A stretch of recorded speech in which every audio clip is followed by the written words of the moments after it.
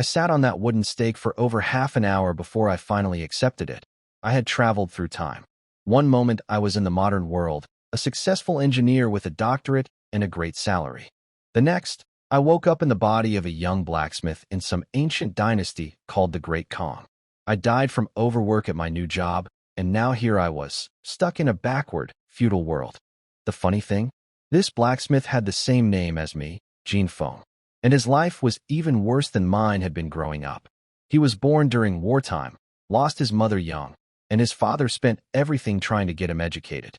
But the guy had no talent for studying. 10 years of school, and he couldn't pass a single exam. After his father died last year, he burned through what little savings were left. For the last 2 weeks, he'd been living on one bowl of watery porridge a day. Then he hit his head on a post, and that's when I showed up. Before I could even get my first meal, a boy ran up shouting that some wedding escort team was coming and I needed to get to the village entrance.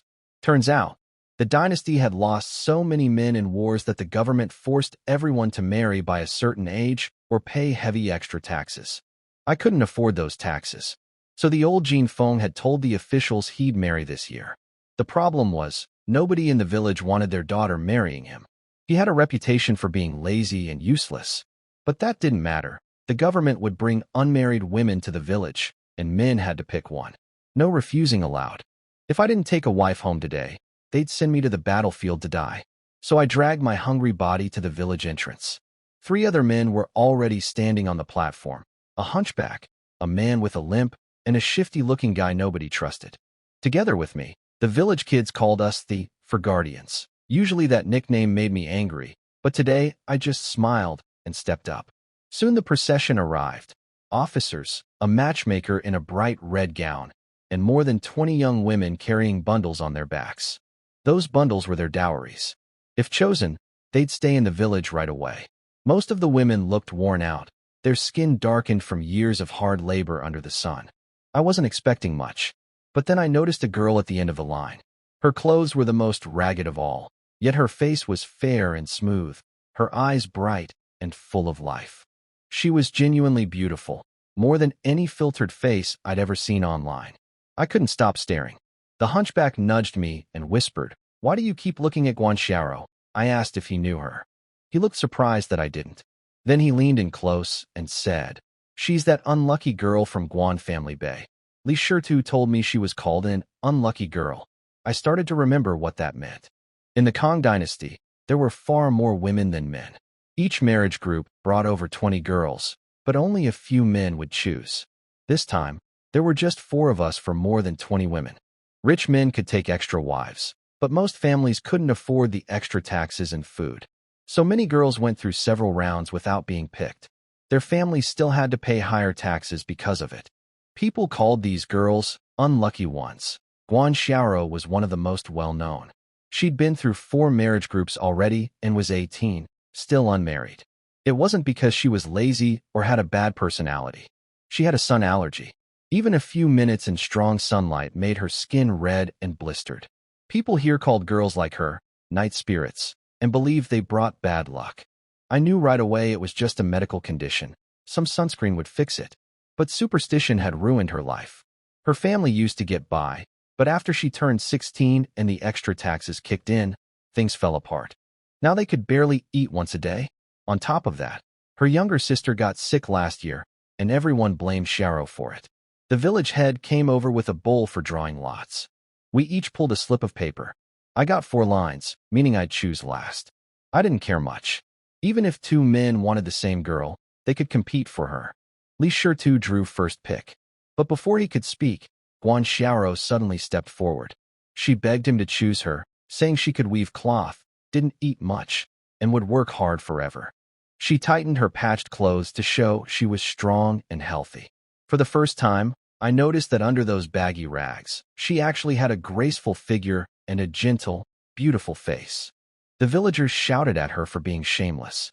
The officer yelled at her to get back in line. She stepped back, her face bright red, her body shaking, but she still looked at Li Shirtu with desperate eyes. I understood why she was so desperate.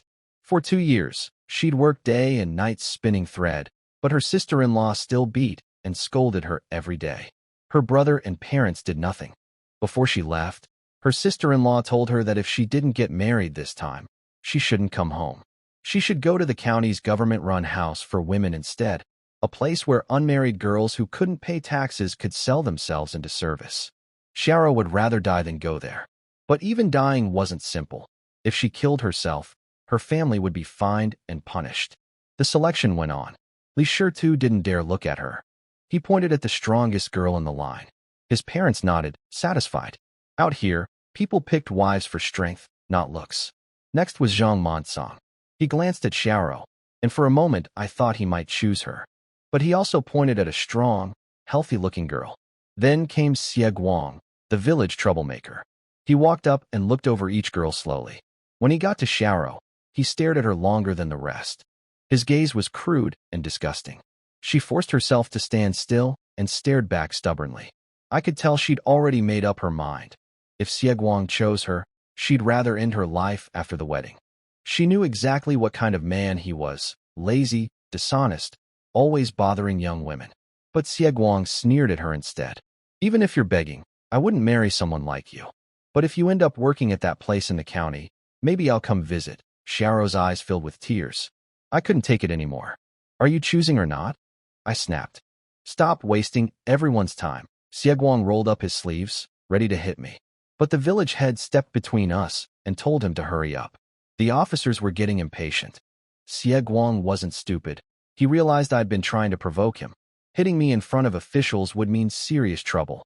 So he cursed me under his breath, quickly pointed at a quiet-looking girl, and stepped aside. Now it was my turn. I choose her, I said without hesitation, pointing straight at Guan Sharo. The whole crowd went quiet. Nobody expected that. Even Sharo herself couldn't believe it. She asked me softly, what did you say? I said I want to marry you. Will you marry me? I will. I will. Thank you. Thank you so much. She could barely get the words out. I'll work hard and repay your kindness all my life. The officer in charge looked relieved. I think he'd been worried Sharo might do something desperate. Apparently that kind of thing happened every year or two during these processions. He quickly waved the matchmaker over before I could change my mind. She brought Sharo to my side and announced us husband and wife. Then the officer pulled out some rough paper and had us press our handprints on it. One copy for us, one for the government. I stared at that marriage certificate feeling like none of this was real. Was I actually married now? In both my lives, this was my first time. I glanced at Sharo and caught her peeking at me. She quickly looked away, her face turning red. As soon as the officials left, Xie Guang blocked my path. You're really bold, marrying a night spirit. She'll bring you bad luck? Ignorant fool, I shot back. She can't stand sunlight because she was born with a noble fate. I just hope you live long enough to enjoy it. Good dogs don't block the road. Move aside. I pushed past him and walked away with Sharo. He shouted threats behind us, but I just raised my hand and gave him a rude gesture. He didn't fully understand it, but he knew I was insulting him. After that, Xie Guang started spreading rumors. The superstitious villagers ate it all up. A cursed woman married into our village. Jinfeng won't survive the year. The gossip followed us down the road. Sharo's voice trembled. I'm sorry, don't take it to heart, I told her with a smile. We don't live off them, so their words mean nothing. Never argue with fools, or you'll become one too. She laughed softly at that. It was a small laugh, but it felt like a good start. I brought her to my home, a shabby blacksmith shop, falling apart. It's a bit run down, I said. I hope you don't mind. She shook her head fast. I don't mind at all. I'm grateful you took me in. I'll spin thread and support your studies. I tried to act like the gentleman I'd seen in historical dramas, cupping my hands and calling her my dear wife. She got so flustered she dropped to her knees and bowed. I panicked and pulled her up right away. I was just joking. Have a seat. I'll boil some water. You're the head of the house, she said quietly. How can I let you do that? She asked where the kitchen was and hurried off before I could argue. Then came the hard part. There was no food in the house. Not a single grain. I told her I'd pawn something to buy food, but she stopped me. Before she left home, her mother had secretly given her a small piece of silver and a few copper coins. She opened her bundle carefully and handed the money to me. I took it and left to buy grain. I kept a calm face until I was alone. Then I punched a wall, asking my new wife for money to buy food on our wedding day. I'd never felt so ashamed. But we needed to eat. There was no way around it. This is a problem left by the old Jin Feng, I told myself. Once I earn money, I'll pay mother-in-law back double. I wasn't really worried about the future. I had a modern education, math, physics, chemistry, engineering. These difficulties were only temporary. I was sure of that. By mid-morning, the old Jin Feng's memories had fully merged with mine. I now understood this world much better. It had the Yellow River, the Yangtze, and the Taihang Mountains, just like my old world. The language and culture were similar too, but the history was completely different. The Great Kong Dynasty didn't exist where I came from, yet here it had lasted over 300 years. Most of what the old Jin Feng knew about the world came from his village teacher. That was it. To buy grain, I had to walk more than 20 miles to the nearest town.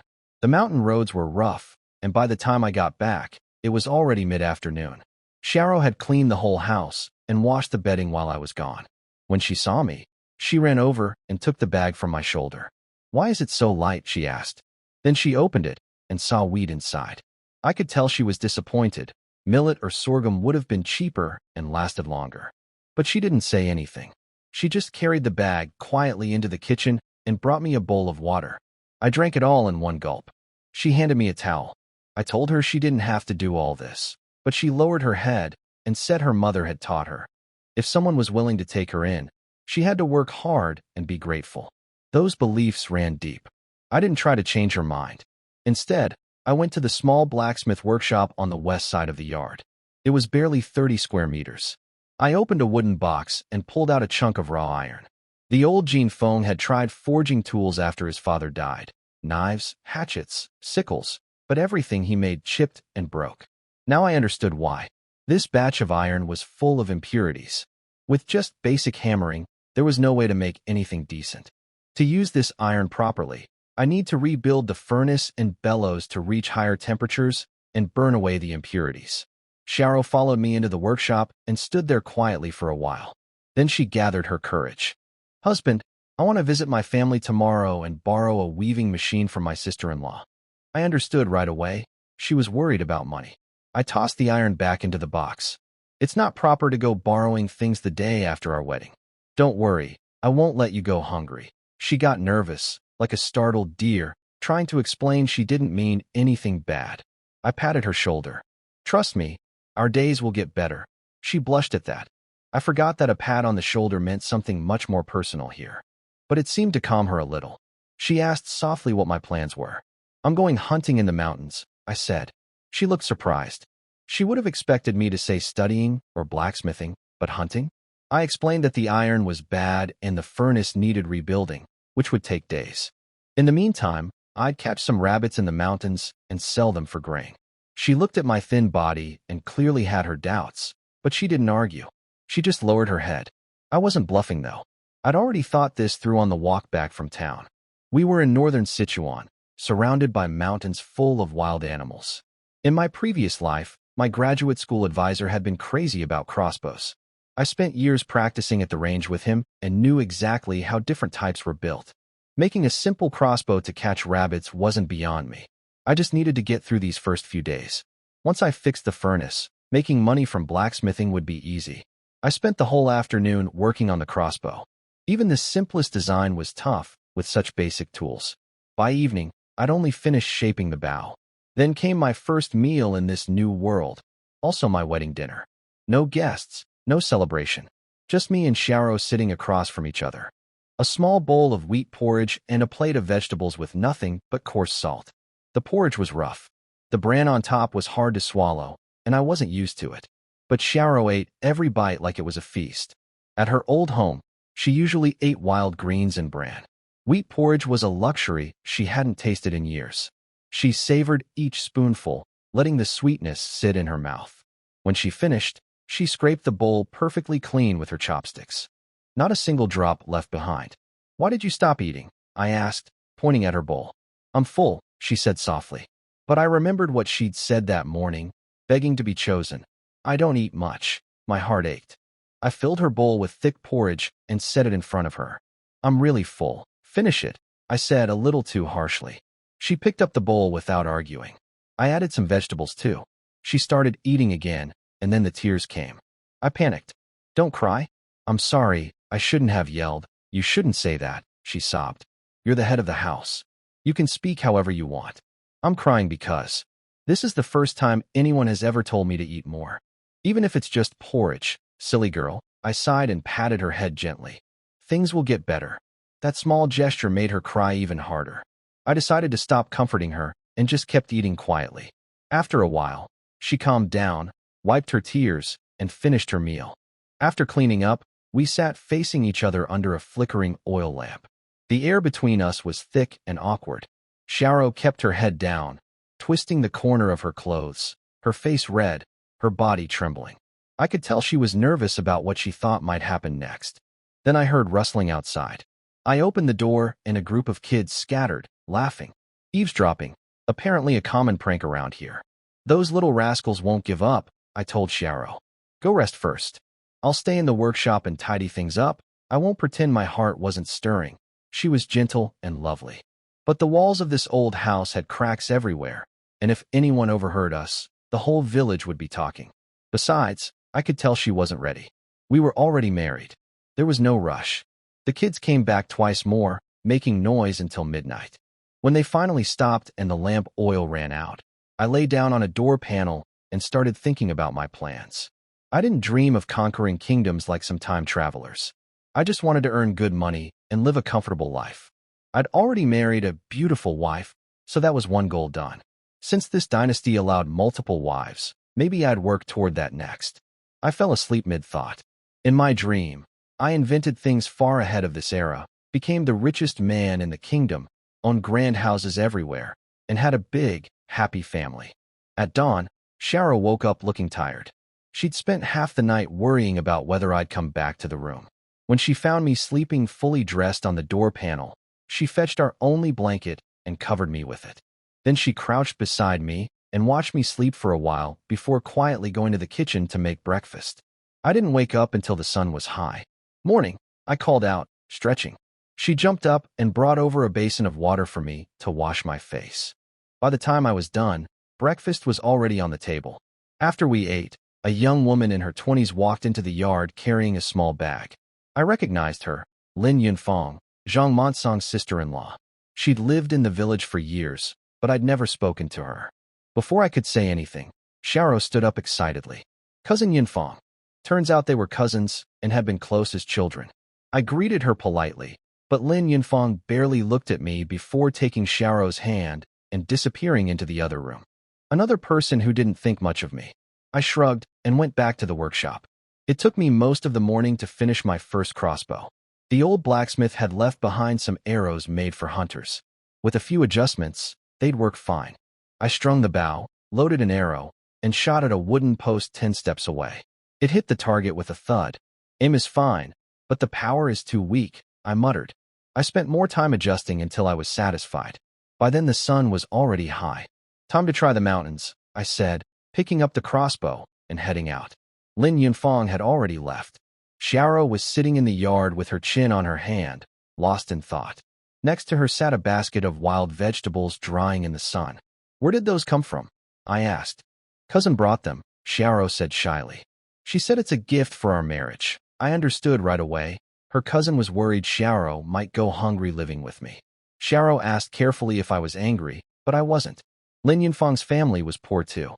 Her husband had lost an arm in the army, and Zhang Monsong had a broken leg. For them to share even a bag of wild vegetables was a truly generous gift. We didn't usually eat lunch. There wasn't enough food for 3 meals.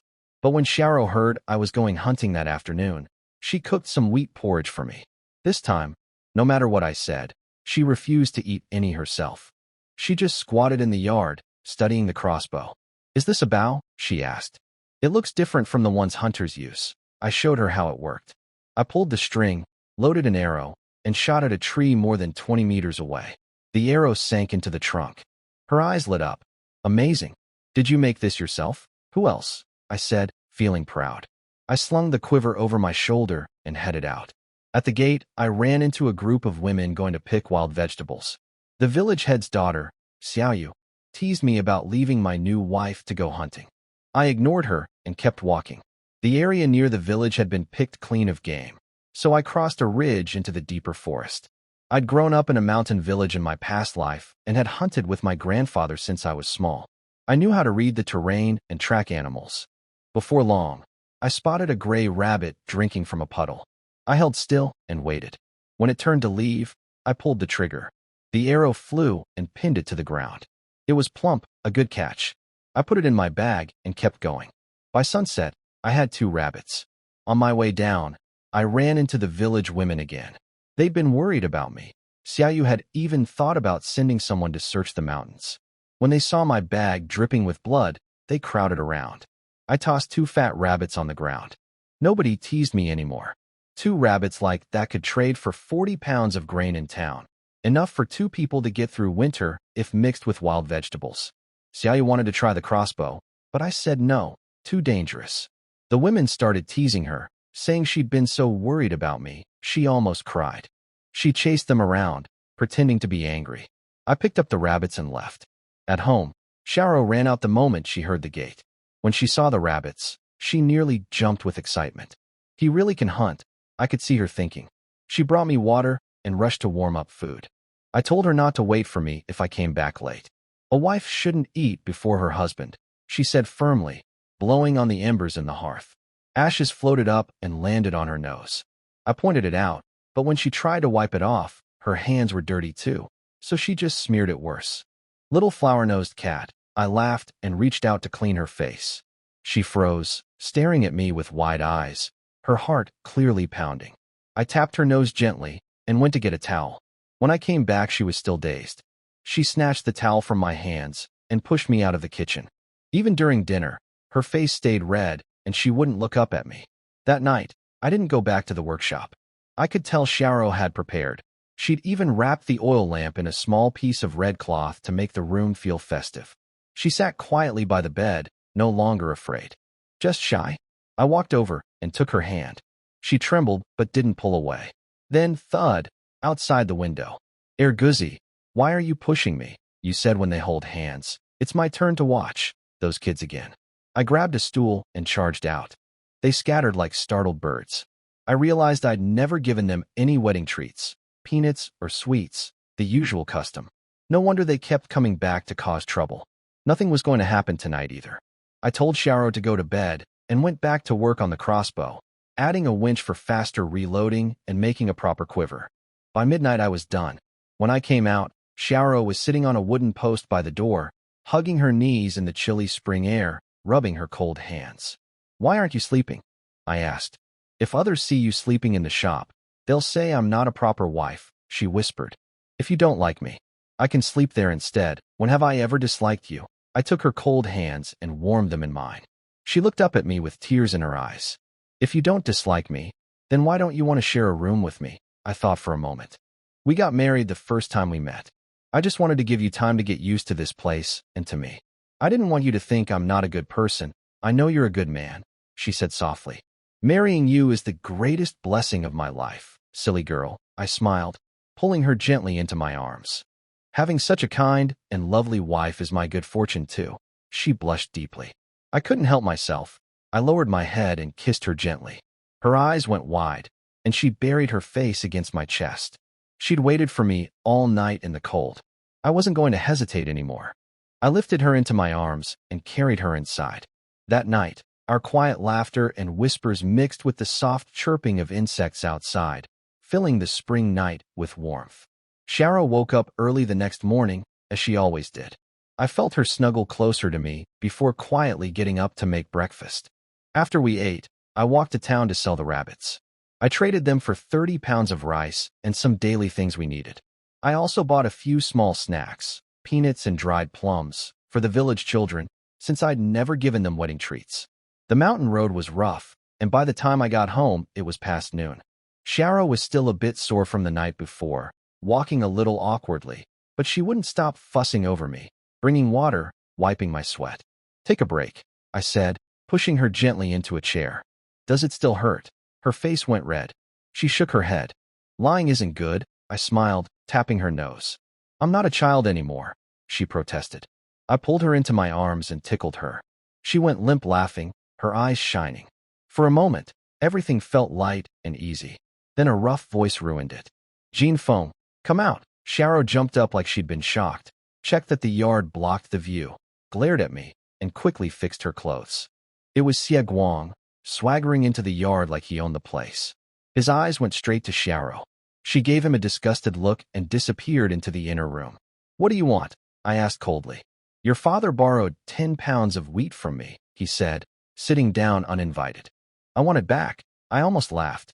Have you even seen 10 pounds of wheat in your life? Everyone in the village knew Xie Guang was the poorest man around. He was addicted to gambling and had sold everything he owned, even his bed.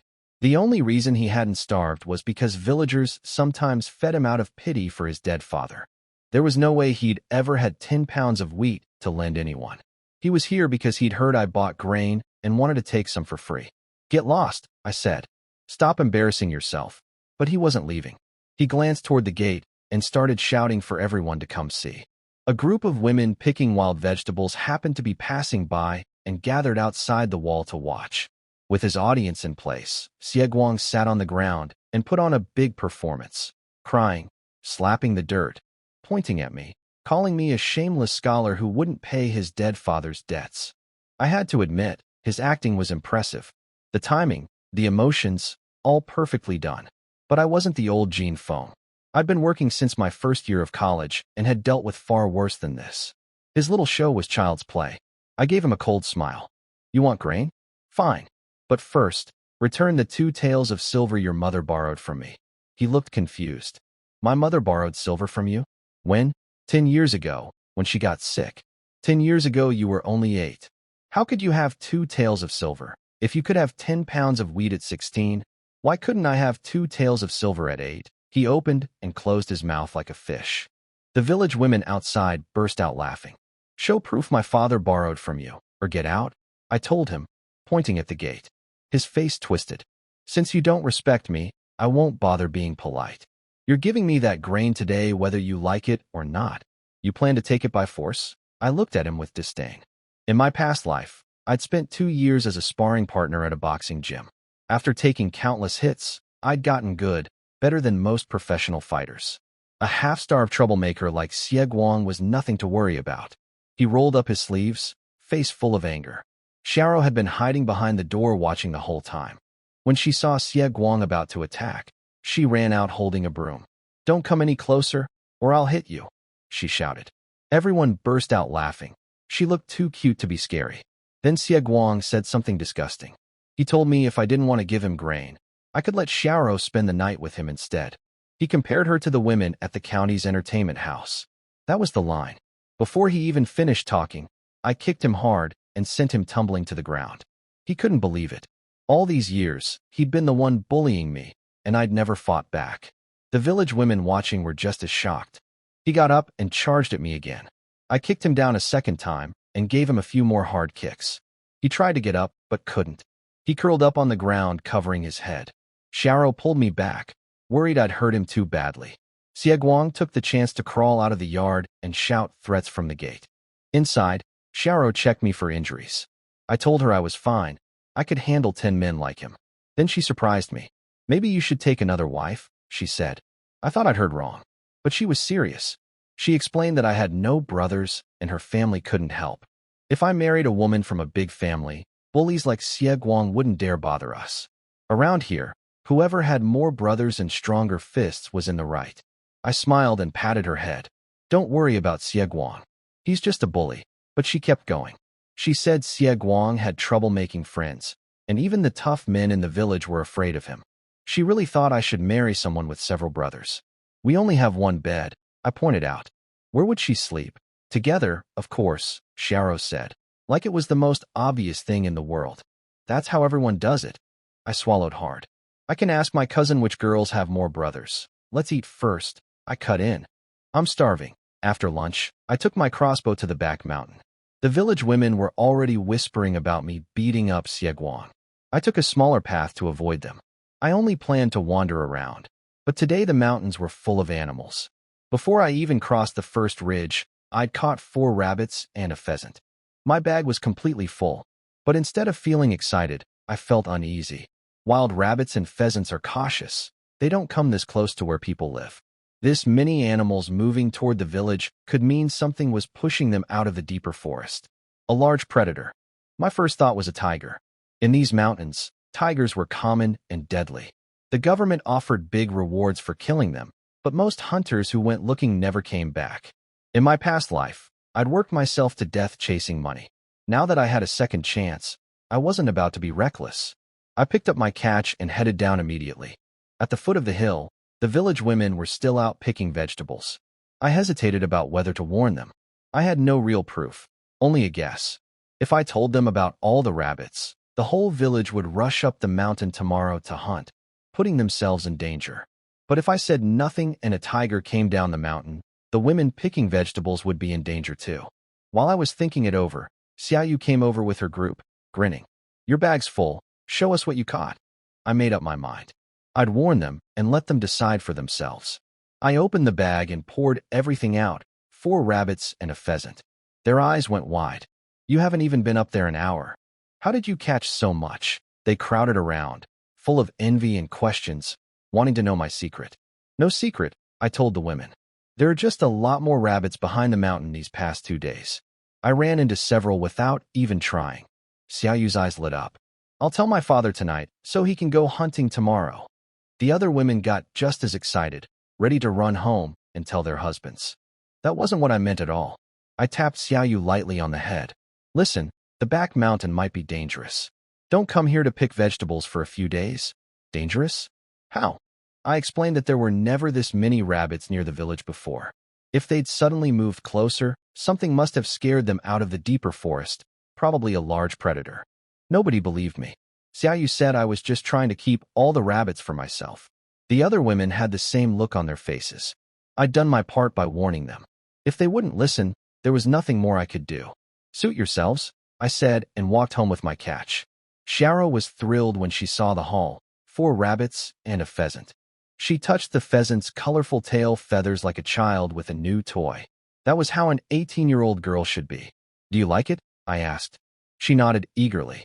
"Good. We're eating it for dinner tonight. You can keep the feathers." She was surprised. She thought we'd sell it. But pheasants are mostly feathers and bones, not worth much at market. Better to eat it ourselves. We were both too thin and needed the strength. That evening, Xiao had the best meal of her life. Fragrant chicken soup and soft, sweet rice. She kept staring at me instead of eating. "Why are you staring? Eat." I put more meat in her bowl. "You're the one who works hard," she said shyly, putting the meat back in my bowl. "I'm fine with just rice." I picked up the whole pot and dumped several more pieces into her bowl. "There are still rabbits outside. We'll cook them tomorrow if you're not full." She told me the rabbits should be sold for money. I promised her I'd work hard so she could eat meat every day someday. She said that was too much to hope for. She'd be grateful just to have enough food. I told her about my guess, that a wild beast might be in the mountains pushing all the small animals out. She grabbed my hand tight. "Can you stay out of the mountains for a few days?" She'd finally found someone to depend on and was scared of losing me. "All right," I smiled. "I'll stay home with you." Then she remembered something. "What about cousin Yunfang? She picks vegetables in the back mountain too. Does she know?" I realized I hadn't seen Lin Yunfang's family that afternoon. Their family had 2 disabled members, so they depended heavily on wild vegetables and worked faster than the other women, often going out alone. After dinner, I went to Zhang Monsong's house, but only his new wife was home. Lin Yunfang, her mother-in-law, and sister-in-law were still up on the mountain. I couldn't just leave it. Yunfang had always been kind to us. I went home, grabbed my crossbow and a machete, and headed for the back mountain. My talkative third aunt saw me leaving and of course told everyone. Before long, the whole village knew I'd gone to the mountain again with my strange bow. The women who hadn't believed my warning got even angrier. "If there really was a wild beast, would he dare go back?" they said. "He's just a selfish scholar trying to keep all the rabbits for himself." One by one, they stopped eating, called their husbands, and got ready to head up the mountain to hunt rabbits and demand an explanation from me. Meanwhile, I reached the mountain just as it was getting dark. I found Lin Yunfang, her mother-in-law, and her sister-in-law still digging herbs near the edge of the old forest. "Cousin, it's almost dark. Why haven't you gone home?" I asked. "The plant and herbs are still tender," Yunfang said. "We want to dig a few more. Monsong is over there loading wood. We're waiting for him." About 100 meters away, I could see Zhang Monsong stacking bundles of dry wood onto a cart near the tree line. I'll go help Monsong load the wood, I told Yunfang. You start packing up so we can all head home. I hadn't gone far when I saw a crowd of villagers marching toward me, looking furious. Third aunt was in front, hands on her hips. Jean Feng, why did you lie to us? She accused me of making up the tiger story to keep everyone away from the rabbits. I tried to explain. I never said it was definitely a tiger, just that something might be wrong. But she wouldn't listen, firing accusations at me like a machine gun. The village chief came running over, out of breath, and stepped between us. He told me I shouldn't make claims without proof. No tracks, no fur, no attacked animals. If the village formed a hunting team for nothing, it would waste everyone's time. I understood his point and let it go. The women grumbled, but eventually left. Some went home. Others wandered near the foot of the mountain, hoping to spot rabbits. I went to help Monsong load his firewood. He was struggling with his bad leg. After we tied everything onto the cart, he said something that surprised me. I heard what you said earlier. I know you weren't lying. He'd noticed the rabbits too, way more than usual. He'd been planning to ask his brother about it. Of course I want to hunt them, he said, but my brother and I both have bad legs. If we ran into a tiger, we wouldn't stand a chance. If something happened to us, our family couldn't survive. Monsong, you're a wise man, I told him. We all headed down the mountain together. Monsong pushing the cart, Yunfang and her mother-in-law helping from the sides, the younger sister carrying vegetables. At the foot of the mountain, our family split up. My house was at the west end of the village, theirs at the east. I was walking home, thinking about selling the rabbits in town tomorrow, when a scream tore through the air behind me. I spun around. The village women who'd been so angry at me moments ago were now running and screaming in every direction. A dark shape was charging down the mountain, straight toward Monsong's family. My blood went cold. It was a tiger. Even though I'd suspected it, seeing one in the flesh was something else entirely. It was enormous, about 3 meters long without the tail, its head bigger than a basin, easily over 500 pounds. There was a bleeding wound on its back, which only made it more furious. Each leap covered 4 or 5 meters. This wasn't like any tiger I'd seen behind glass at a zoo. This thing could kill a person with one swipe. Monsong's little sister froze, screaming and covering her head. Monsong stayed calm. He dropped the cart and shouted at Yunfang to take his mother and sister and run. Then he pulled out his hatchet and limped in the other direction, trying to draw the tiger away from them. It worked. The tiger turned and chased him. But how could a man with a bad leg outrun a tiger? He tripped and fell. Before he could get up, the tiger was right on top of him. His sister screamed. Monsong closed his eyes. I raised my crossbow and fired. The arrow flew through the fading light and hit the tiger's left front leg, piercing clean through. The leg buckled. The tiger crashed to the ground and slid forward several meters, stopping right at Monsong's feet. The wounded tiger went crazy. It swung its massive paw at Monsong, but he rolled down the hillside just in time. The tiger roared and got back up on 3 legs, still chasing him. I fired again. The second arrow hit its left hind leg. With both left legs pierced, the tiger lost its balance and crashed to the ground. But it still wasn't done. Its 2 right legs clawed at the dirt, digging deep pits, roaring so loud it turned every woman's face white. I stood 20 meters away, loaded 1 more arrow, and shot it into the tiger's head. Slowly, it stopped moving. This was my first time facing a tiger in either of my lives.